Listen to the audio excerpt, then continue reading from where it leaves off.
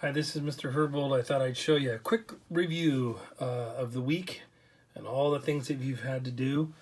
This PowerPoint that you're about to see will be included on Google Classroom. I understand some of you are maybe missing the videos, so try and catch up on those because those are really valuable to let you know what's going on. So, all right, here we go. First thing you had this week was the 10.2 Compromises Fail text questions right out of the book. So hopefully you didn't have too much trouble with that. Question number 1, what parts of the Compromise of 1850 were included to please the North and the South? Well, first of all, it admitted California as a free state. The slave trade in Washington, D.C. was banned. The South received a tougher Fugitive Slave Act. And New Mexico and Utah were to be organized as territories to enter the Union by popular sovereignty, meaning they were going to leave it up to the people to vote. Why do you think Northerners were still not satisfied? Well, back this up a little bit.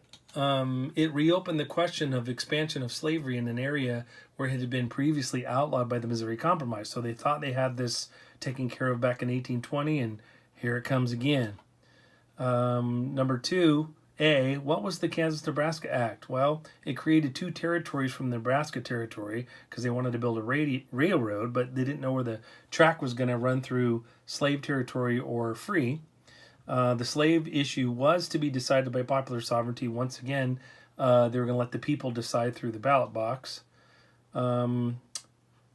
2B, how did the Kansas-Nebraska Act contribute to the tension between the North and the South? Well, Southerners hoped that slavery would be allowed since the issue was to be decided by popular sovereignty, which means allowing the people themselves to decide the issue through the ballot box. And Northerners, well, they were angry that the ban on slavery under the Missouri Compromise was ended, and so they're going, what's going on? I thought we had this taken care of. Okay. What were some effects of Harry Beecher Stowe's books called Uncle Tom's Cabin? Both Northerners and Southerners became more angry with each other after reading this book. Many began to see slavery as a moral issue, look at it completely different. Many Southerners labeled the book propaganda, saying it was false or misleading information that is spread to further a cause.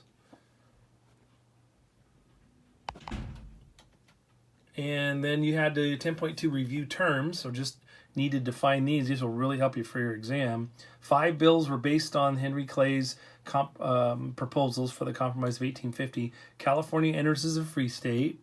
The South gets a tougher fugitive slave law. No more slaves in the Washington, D.C. area. And popular sovereignty would be used in the remainder of the Mexican Cession. How about Uncle Tom's Cabin? Written by a Northerner, Harry Beecher Stowe in 1852. It was a book about the slave life. Becomes a bestseller in the North. The South called it propaganda. How about the Kansas-Nebraska Act? Well, the act was pushed through by Senator Stephen Douglas.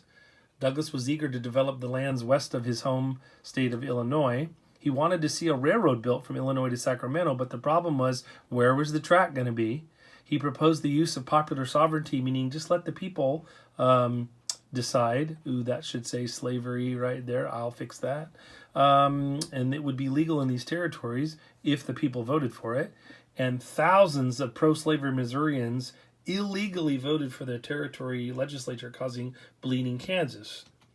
What is Bleeding Kansas? Well, after the disputed elections in the 2 territories, violence soon broke out. In April, a pro-slavery sheriff was shot when he tried to arrest some anti-slavery settlers in the town of Lawrence, Kansas. Then, abolitionist John Brown killed 5 people in Pottawatomie Creek over the slavery issue. Then Senator Sumner of Massachusetts gets beat up. Sumner makes a speech in which he had criticized Senator Andrew Butler, a Southern slave supporter, and Butler's nephew Preston Brooks. Brooks took issue with this and beat him with a cane, and then mostly to show his disapproval, but also to save his family's honor. And then sympathizing Southerners sent Brooks more canes. Then you have this little sheet here, and really all I wanted you to do is take care of those questions down below. And the first one says, how did Kansas select a pro-slavery legislature? even though most settlers were opposed to slavery?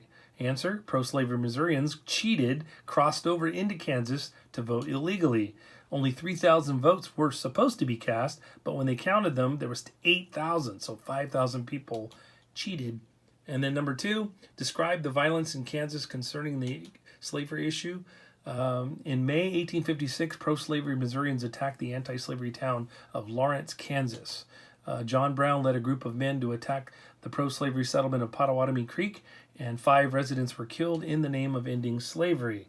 Fighting even erupted on the Senate floor when Massachusetts Senator Charles Sumner was beaten with a cane by Representative Preston Brooks, a Southerner from South Carolina.